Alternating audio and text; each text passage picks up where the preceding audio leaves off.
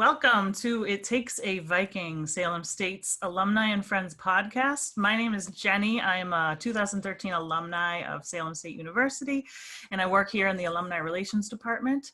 My guest today is Kyle Gregory. He is a 2013 alum of the Salem State Theater Department, and Kyle is a theater artist, playwright, screenwriter, children's author, actor, instructor, director, producer, fitness guru, Renaissance man. Welcome, Kyle.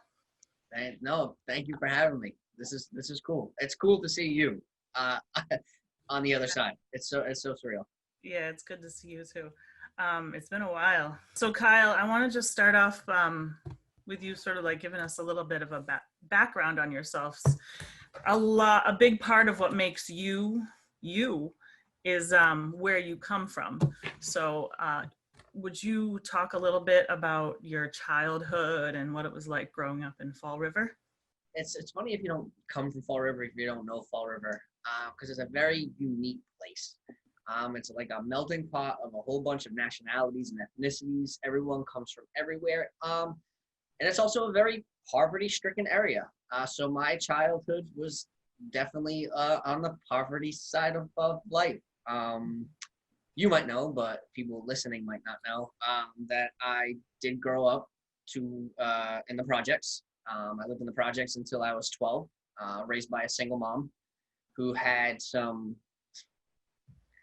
boyfriends, you could call them boyfriends, who were, the worst kind of people you would want your mom to date. So I did unfortunately experience some things in the house that, thankfully my mom's a strong woman, and she moved past that and we moved past that. But I grew up with that. Growing up in the projects comes with growing up in the projects. I was around crime. I was around drugs. Introduced to drugs at a very young age.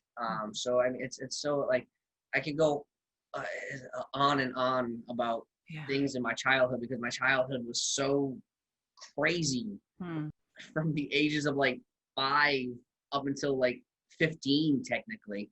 And part of my childhood was my dad passing away when I was 4. And I do remember him a little bit. And unfortunately, he battled with addiction. So I was introduced to like the Fall River life early on. And like I said, I got introduced to marijuana, started smoking when I was 11. By 12, I was drinking. And by 13, me and my friends were already starting to take pills. I started like rolling with like a Fall River crew, kind of. Thought I was a tough guy, wannabe tough guy. And that was like what shaped my childhood. Very different, very unique. I wouldn't change it. I still talk to some of my friends from my childhood. They're the best people. It's a big part of it. Such a loaded question, because I'm actually started writing a memoir. And it's like and I feel like I can write like 5 of them on like different stories of my childhood, because they all were so complicated and so like deep, and it's interesting. I think maybe because I'm in the arts now, like I reflect on it differently. So it's interesting to see like where and how, and it's just like why, so many things that a lot of people don't experience. And I'd like to think like I'm doing okay, even though like I went through all of that. It kind of shaped me and who I am as an artist. Everything I do kind of stems from like my years between like 5 and 15 of like that thinking, and my stories of like coming of age stories and stuff like that. So yeah, I mean, that's one of the things that's I've always been impressed with you, is your I guess resilience, for lack of a better word. And like you went through all that, but you could have fallen into that, right? But you didn't, and you like came out the other side stronger. So like where do you think that came from? Hands down, this one's an easy one: wrestling. Yeah. There's no doubt in my mind. Yeah, well, because what ended up happening is my sophomore year of high school, it's still when it's actually when like a lot of my friends were starting to like advance in like the trouble world. Like, it's almost like you're in the little leagues, and then all of a sudden you get introduced to like people who are like serious gang members or on a different level. And while that was happening, I just so happened to be on the JV football team, and the JV coach was the wrestling coach. He was like, "Hey, you're pretty scrappy. You should come and try out for the wrestling team sometime." And as soon as I started wrestling, like I loved it. I was I was always kind. I always like to think like I was nice to people and kind and stuff like that. Mm-hmm. But at the other side, like I did have like childhood aggression like built up. So like what better than the wrestling team? And my coach, Coach Mac, who just so happened to be at the time, I don't think he is anymore, was also a CO. So he came in from like seeing what happens if you continue like this life of like trouble. And now he's a wrestling coach and he's a teacher too. Nice. So he always like brought like this mentality, like all the time he would always have like lessons built in, if you give your back up on the mat and you lose here, you're going to lose, and you're going to give your back up in life. And it's so true. So everything. And then at the same time, because wrestling practice so I went to school right after school. Wrestling practice at the time was like from 3 to 6:30. Yeah. 3.5 hours of wrestling. I don't want to do anything after that. I want to go home and sleep. So kind of like I had no time to like hang out with anyone anymore. So it kind of like kept me busy for a while. Yeah. Yeah. Kept you out of trouble. It definitely kept me out of trouble. Yeah, for sure. Definitely kept me out of trouble. It gave me my mindset because I just stuck with it, kept going. And by my senior year, the team nominated me to be captain. I ended up being the MVP of the wrestling team my senior year. And it's not like I was trying to ever do those things. It just kind of like just kept happening because I was just like, let me listen to him. It was almost like he was like one of the real first like male role models that I kind of had to look up to. Someone who actually like nurtured and like actually cared about his wrestlers. Mm-hmm. I thank him all the time. It's awesome. I love it. I mean, and it's great that you were open to that too. You know what I mean? Because a lot of people could have gotten in, tried out the wrestling, but just been like, I don't want to do this. Like it's cool that you were like you have that openness about you. You know what I mean? And you did then. It sounds like obviously. Yeah, and it was like almost not an accident, but it was humbling because here I was thinking I was so tough, and then all of a sudden I would get paired to wrestle this in Fall River. When you grow up in Fall River, you're like, I'm from Fall River. Like, what's this like small town kid gonna do? And then you wrestle some kid from like a small town and he beats you and you're just like, I guess I'm not as tough as I once thought I was. And it very, very humbling. Yeah. I want to back up just a little bit. You mentioned your mom. And I want to bring this up because I will never forget. I have this image in my head of your mom when I went to go see you in Othello. And when you were Iago, right? Yes. And in the scene. I'm laughing because I know how my mom is at shows, so. You were like, all right, this is coming. But like, no, but so in the scene where your character Iago is shot and killed, she screams from the audience at the top of her lungs, and everyone's just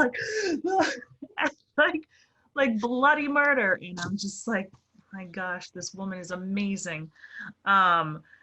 So like, would you talk to us a little bit about what you mentioned her parenting a little bit, but like, would you talk about what her role in your life, like her parenting and her guidance, what that's played in your life journey? I wouldn't be who I was if it wasn't for her. She took on the responsibility of 2 children. She worked 3 jobs pretty much until I was like 19 years old to always make me and my sister feel like we were never poor. Always to make sure like we had what we needed, even if we didn't need it. She was like one of those that just always hustling and working. Yeah. And then she was also strict, but not too strict. She always had like a perfect balance of how to raise you without like being very overprotective or being very, don't do this because this could, it's like if she knew I was going to do something, for instance, like if I was going to experiment when I got caught I got caught smoking pot when I was 12. So she caught me pretty early on and I got into big trouble, but she gave me a nice lesson afterwards and stuff like that. But it's just like, she allowed me to make the choice without like making the choice for me because she knew you're going to learn from the experience. A lot of life is learning from experience. You do a whole bunch of things, but ultimately it comes down to sometimes you have to learn for yourself, because that's when it will finally sink in. Yeah. So she was like that. And she was also resilient. She was also tough. She also was just like very passionate. She's a very passionate woman. She's a very aggressive woman. She's very loud. Yeah. She is like a Fall River woman in and out. But like it's the hard exterior. But the moment like all of my friends get to know her, and you realize like she's just so soft. And I think that's why like she has that harder exterior. Realize like I don't have to be so harder on the outside. It's okay for me. I've learned that. It's a hard balance. Yeah, it is. So I mean that's just like who I grew up with. It was my mom and my sister. Mm-hmm. And then she had her best friend Sheila and her too. So I was like, I've always been around like women, and I've been around my mom, and that's who she was. That's who she is. Yeah. Still to this day. She's still loud. Still Cheryl. Yeah, awesome. That's great. What is the path that brought you to Salem State? It's almost an accident, kind of. So when I was applying I went to BCC for theater. Originally went to school for counseling, and then I was still like, although I knew I was dedicated to theater, I was still kind of focused on counseling. But at the same time that I was graduating BCC, my niece was being born. I had applied to a school in California, didn't get in. I applied to the University of Arizona. I got into the University of Arizona's program. And then I had also gotten into the Salem State program. So I was actually torn. And the ultimate reason that I went to Salem State was because my niece was being born. And I said, you know what? This program looks really good. And I still get to stay close to my niece. I still get to stay close to my family. I don't think I was ready at the time to like leave my family. And I don't know if you know her, but Megan Garcia. Yeah. Yeah. So of course you know Megan. So she and Amanda Carrera were two people who were at BCC, and they were like the final two people that I was talking to. And I was just like, tell me more. I've done my research. It looks like the program's great. I've done like a bunch of things where it seems like it's a right fit for me. And because of their like hands-on, because they graduated a year before me, they had a year at Salem State before I did. And they were the ones who sold me. They were like, you're going to love it. They're like, this is what the program is like. This is what the teachers are like. This is what, and so in my community college, we were, as a theater person, we were required to be at every rehearsal, every night, even if our scenes weren't being performed. And so that's what I was used to. It's something that I loved. And so I remember Megan saying something like so I got very comfortable with like being next to a professor all the time, sitting on the side of him, asking him questions, which was Rylan Brennan from BCC. And one of the selling points that Megan told me was like, the teachers are really good with like you talking to them, like actually like having conversations, like going to their office. And that was probably the main selling point for me, because I wanted to be at a school where I felt like I can just keep doing that. Yeah. Mm-hmm. That's awesome. So I feel like you've told me this story before, but how did you go from wrestling to theater? Where's that? I feel like we skipped a step there. Another complete accident. Yeah. I think it was the beginning of junior year. I was at the table, and by the time you get to like the second half of your junior year and senior year, in my high school, Durfee, you have to take electives. It's just like you kind of took all your classes. And I remember sitting there. It was my buddy Kilby and a couple other people, and then my buddy Eric, who was on the other side of the table with a couple of his friends, were older. I was like, man. I was like, Eric, hey, what class can I take? And I'll never forget. I was like, what class can I take this? Literally just an easy class. I just like, hey, I go there, like, don't have to do much of anything. I'm not interested. You know what I mean? Why put effort? I got wrestling going on. I was working at the time. I was like, I don't want to take a class that's going to literally have like 5 pages of homework every night when it's an elective. He was like, take the acting class. Really? Oh, you don't do nothing. You actually, the teacher's so old. You sit there, you kind of just like talk. And I was like, sounds good for me. That's great. And it just so happens that in between break or summer, I forget what semester it was, the teacher that was originally, so it must have been summer, the teacher had retired So Miss Zima had taken over his spot. I never met the other teacher, and she was new to the school. She was passionate. She was dedicated. She was someone who was just like, I have to prove myself in a new setting. Yep. And she made you participate in everything. You had to act in all the improv. And I actually kind of just like started falling in love with it because I always was like a goofball. Even like when I was getting into trouble, I was always like the entertainer. Always should have known somehow. So yeah, total accident. If Eric was never sitting on the side of me that day saying, take the theater class, I probably would not be here talking to you right now. That's great. I know, right? Life is crazy like that. Yeah. So, what can you think of a memory from Salem State that what is like a, I know this is like another big question, like a pivotal, like, is there a moment, like an interaction you had with a like a professor, or a memory that you might have that you could share that sort of like put you onto the path that you're on now? Because I know you went from theater to now you're into, you know, screenwriting, and you've just finished post-production on your first film. So that's a big, I know. I'm asking the big ones. It's big, but it's also just like so hard to, as you know, you were with me. You kind of were in the similar path, like kind of blessed for our Salem State careers. You also were like me, and you like wanted to learn, so like, it's so hard to choose because I have so many great memories. My time at Salem State was amazing. I think our timing there was perfect. If I could like interject, I think like our timing of when we were there is perfect, like because we had like Peter Sampieri and Kate Kohler-Amory, and they were all brand new, and like your teacher was at your first acting teacher was. And my first show you were in, Red Noses, with Bill, who was also great, probably has to be Our Lady of 121st Street if I had to choose anything. But I think Our Lady of 121st Street by Stephen Adly Gurgis was probably like the first play that I was just like, these voices sound so familiar to me because they reminded me of people from Fall River. It was all older plays or modern plays dealt in like, and yes, I might be white skinned, but I did not grow up in the suburbs.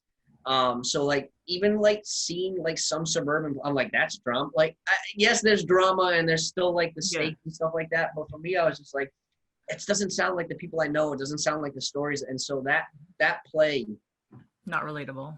Yeah. Was the first time where I was like, maybe I could write something. And then obviously Bill, who's the playwriting professor, I talked to him about it. He encouraged it. And I started like writing part-time. Awesome. Mm-hmm. Yeah, Bill's awesome. What was it? Could you give us a little, just like a quick rundown of the like plot of Our Lady for those who don't know, who are listening? Just quick, like what is it about it that you related to? I know you said like the way they talked and everything like that, you know, but for those who like have no idea, like what is this? What are you talking about? See, Our Lady of 121st Street is set in Harlem, on 121st Street. And I guess it's just like the characters grew up in settings more poverty related. They weren't so elegant. They weren't, you know, perfect, kind of like we should be like this. They were just people, like they weren't afraid to be themselves. And talking about my mom, like my mom's the kind of woman, like she's herself no matter where she goes. You kind of always like, okay, well, but what's the subtext?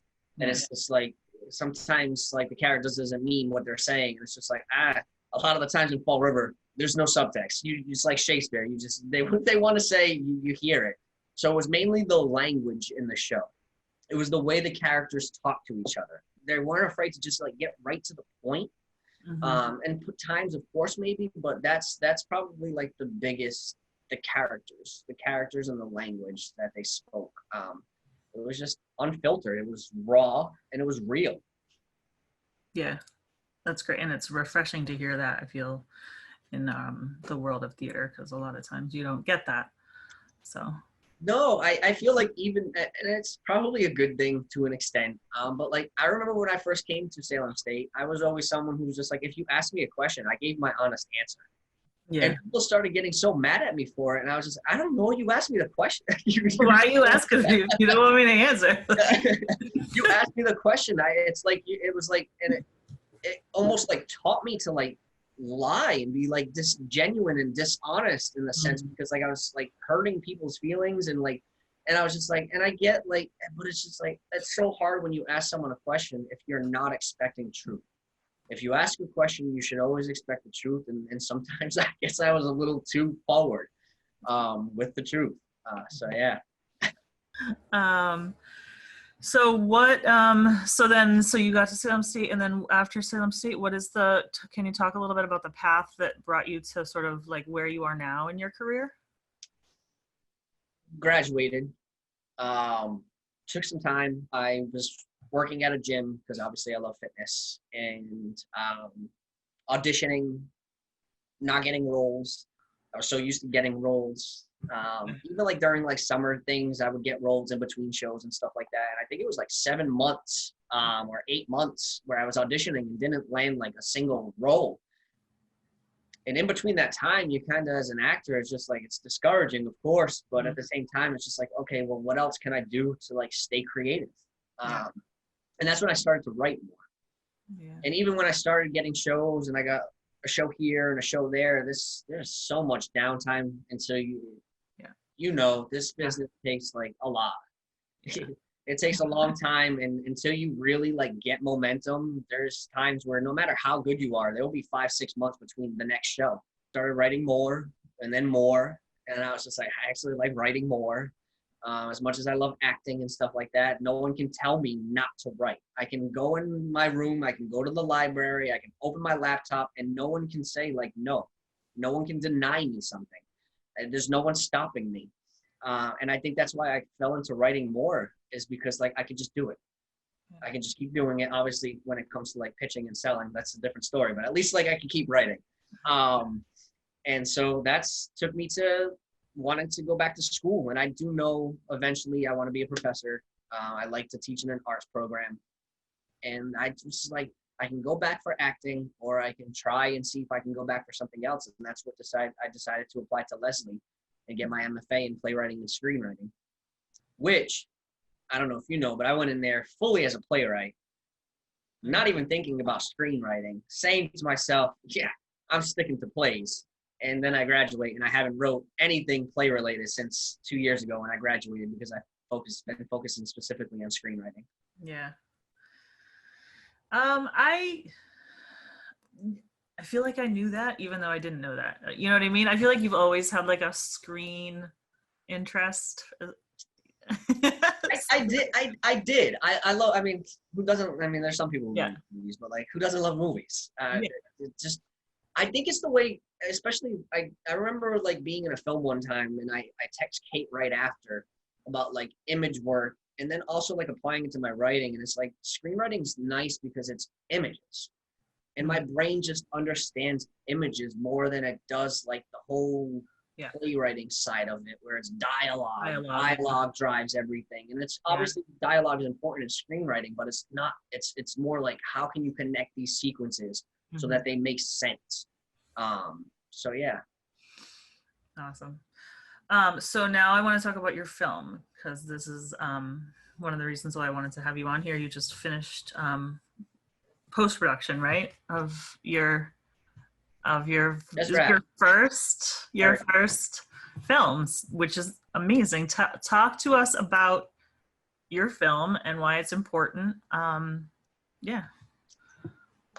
So I look at a little poster, the one in the middle. The one in the middle with the pinwheel. Yep. Is that it? Yeah, that's the blood. That's your poster. Awesome.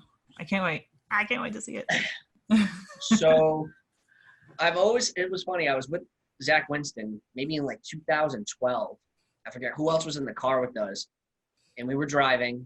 Yeah, Zach Winston is another Salem Stater. Yeah, and we were driving, and we were talking about things, and then like for some reason I looked out the window, and it looked like a ghost had like kind of popped on the side of me. I don't know why this happened. And I just like got struck with the image of like, oh, I wonder if like ghosts follow people like in like a weird way, and we were I think we were gonna go, I don't know if I can say this on podcast. I'm an adult. We went to go smoke, or we were going to, and I was just like, wow, is this like ghost following me, like haunting me because I was like thinking about smoking pot? You know, like it was like this weird like thing. And for me, I was like, oh, that's a cool idea. And I kind of forgot about it for the longest time.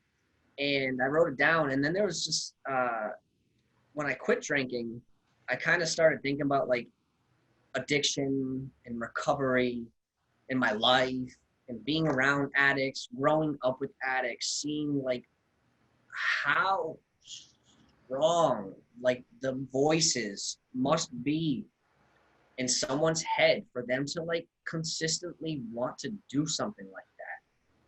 So I thought of, and with all this, I remembered Zach's idea. I mean, the idea that popped into my head with Zach, and I was like, wait a second, maybe that's what I can do with the idea. What happens if there's a ghost who's trying to convince their friend to relapse? And the ghost is like a manifestation of addiction itself. It's not, it's a ghost, of course, but it's also just like, it's the voices, it's the demons. You hear all the time in addiction, like battling my demons, you're battling this, you're battling that. And I thought it would be a creative way to see if you can get that out. And I love if you can't tell, I absolutely love horror films. Yes. So about you. So for anyone just listening, I showed a bunch of horror posters in the room. So I wanted to always like tell the story of addiction through like a more horror lens. And then Blood Brothers kind of came about. I literally, when I got hit with the idea, I remember I just like opened up my laptop and I just started writing.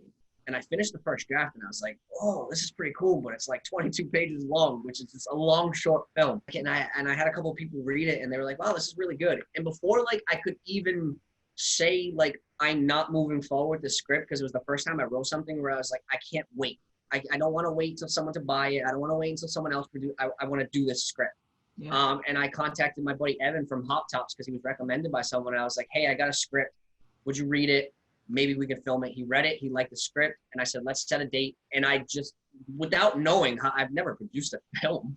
I was just like, I guess I'm throwing myself in and I'm going to learn how to produce a movie right now. We set a date for like 4 months after our initial conversation. And thankfully it was 4 months before our initial conversation, because there's a lot of work.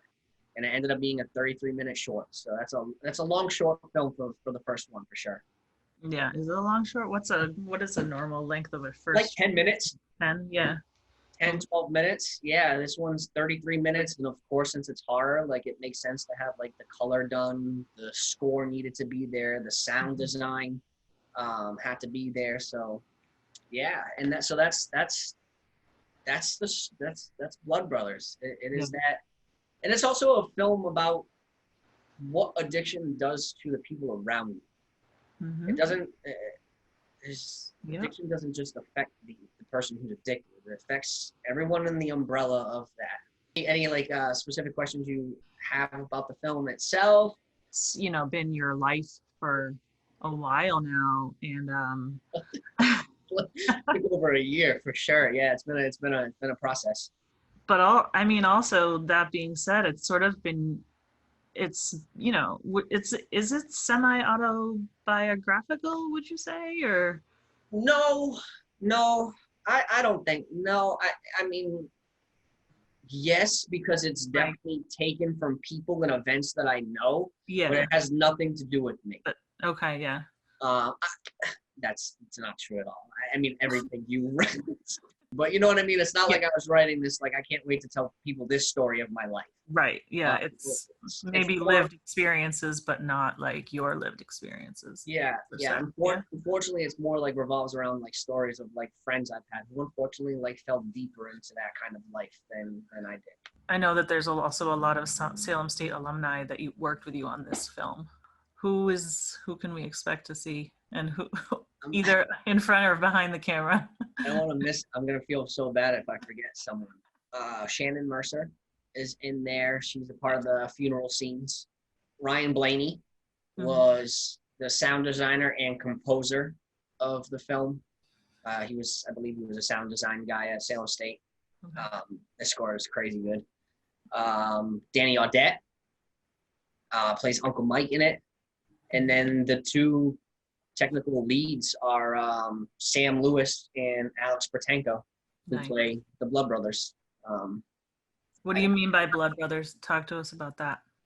So they're brothers. They're not real blood brothers, but they take an oath when they're children and cut their hands to become blood brothers for life, which sets up the premise of the movie, to remain blood brothers forever, regardless of what happens. So yeah, they're the two leads in it.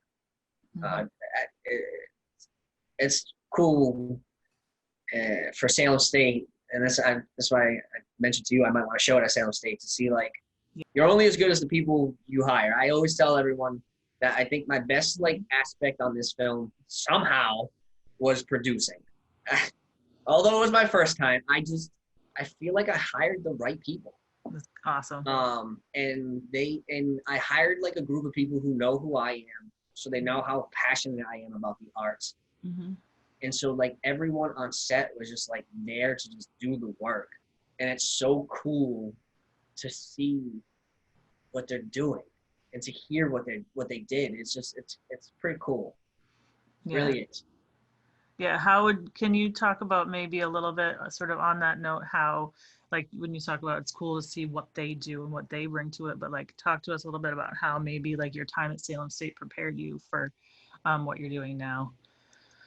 Like I said earlier, who I was as a student, my relationship with pretty much every teacher there, Bill, and really understanding the text and the world and characters and Selena and Dag, always bringing truths and these it's hard to single anything because I went to them consistently. I hope they appreciated it.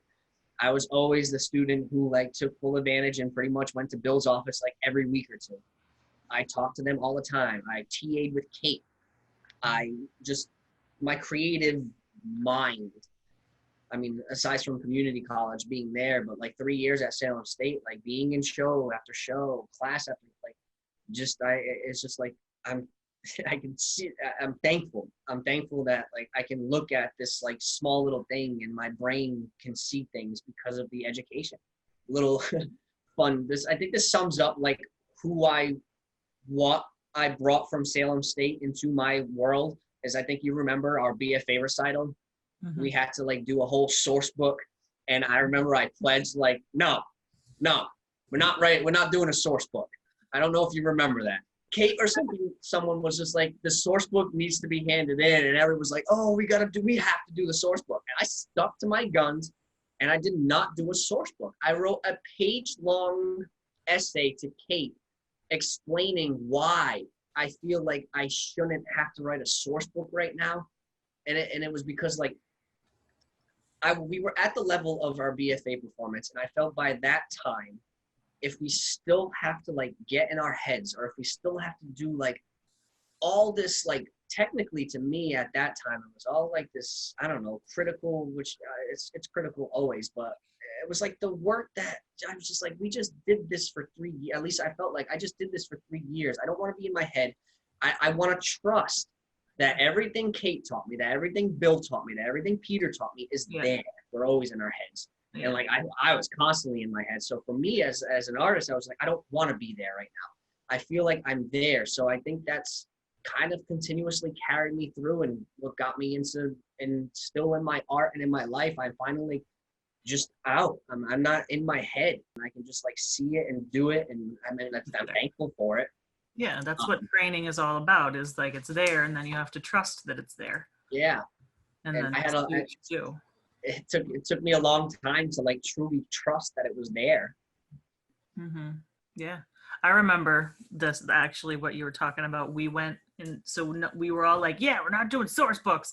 And then instead what we did was didn't we fill her office with balloons or something with words written on them, something really weird, and then she loved it, but she was nice try, guys, but you still got to do your source books. We were oh man, they're due tomorrow. I mean, granted, but it was amazing that everyone was still able to do a source book that fast, because it meant we all knew we knew what we were doing. It's not like we had to put together. It's like it was there. And then all of you actually went through and made a source book. I don't know if I would recommend that to students. It was just like me, me. I just felt like that's just what had to happen for me in my artistic career.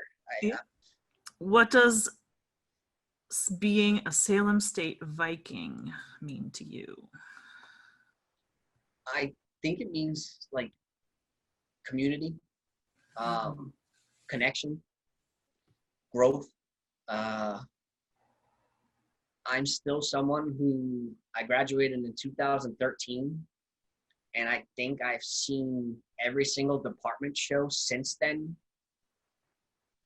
except for like 3 or 4 because I actually was in a show myself, which for me is like, that's important. I had such a great time there. I have such good relationships there that like I don't want to ever like lose those relationships. I feel like especially because I'm still in Salem, that I'm here. Like, so if I'm here, like there's no reason why I shouldn't be seeing those shows because of my experience with every professor that I had there. And so that's like for me what it means to be a Salem State Viking in that sense, especially with the theater program. Awesome. All right, I'm going to end us with 25 lightning questions. This or that. Deep sea or outer space? Deep sea. The Beach Boys or the Beatles? The Beatles. Hogwarts or Middle Earth? I'm going to say Hogwarts. I don't even know what Middle Earth is. Thunderstorms, scary or thrilling? Oh, thrilling. Spring, summer, fall, or winter? Fall. Salty or sweet? Sweet. Yoga or running? Neither. All right, if I had to, it would be yoga. Okay, that's not what I expected, but cool. Coffee or tea? Coffee. Cat or dog? Dog. I knew that. Day or night? Oh, day. Pancakes or waffles? Pancakes. Rain or snow? Oh, it's definitely rain. Train or plane? Plane. Ski, snowboard, or surf? Snowboard. Beach or mountain? Mountains. I don't go to the beach anymore. Yeah. Cook or clean up after? Cook. Hamburgers or hot dogs? Oh, hamburgers. All day. Friends or Seinfeld? Friends. Steve Urkel or Kimmy Gibbler? I'm going to have to go with Kimmy. Kimmy is great in Full House. Urkel's great too, but yeah, Kimmy. Oh, she's fantastic. All right, chocolate or vanilla? Chocolate. Water or milk? Oh, water. Breakfast or dinner? Breakfast. Comedy or drama? Drama. Hot or cold? Hot. And Halloween or 4th of July? Oh, Halloween. All right, Kyle, thank you so much for taking the time to sit down with me today. Thank you to our listeners for tuning into It Takes a Viking. We hope you'll join us next time. Until then, this is Jenny Dale Holland wishing you and yours health and happiness.